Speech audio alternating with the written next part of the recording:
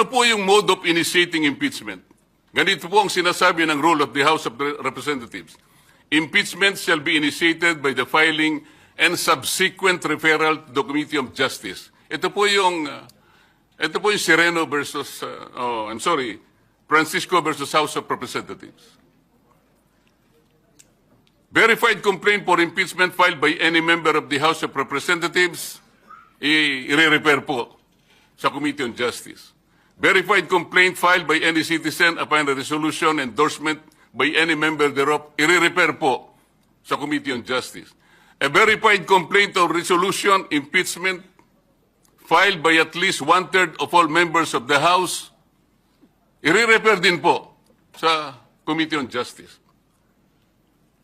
Bakit po ang ginawa nila nung makakuha sila ng higit sa one-third, dali-dali po nilang tinransmit sa Senate? Ang pagkakakala po nila, Mr. Speaker, sapagkat ang pinagbatayan po nila ay yung Rule 4 na kung saan in Section 14 sinasabi po endorsement of the complaint resolution to the Senate.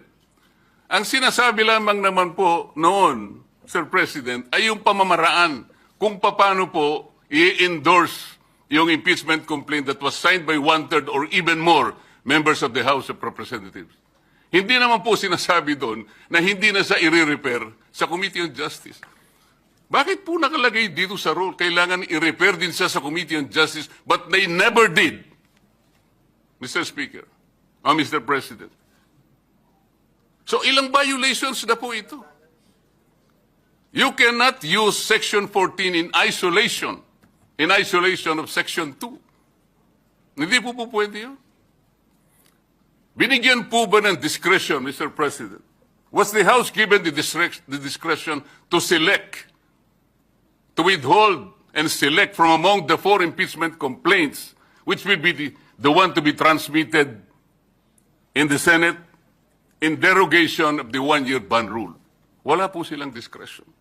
Kung sila po mismo ay hindi sumusunod sa tuntunin, bakit po ngayon ay napakarami pong nagsasalita?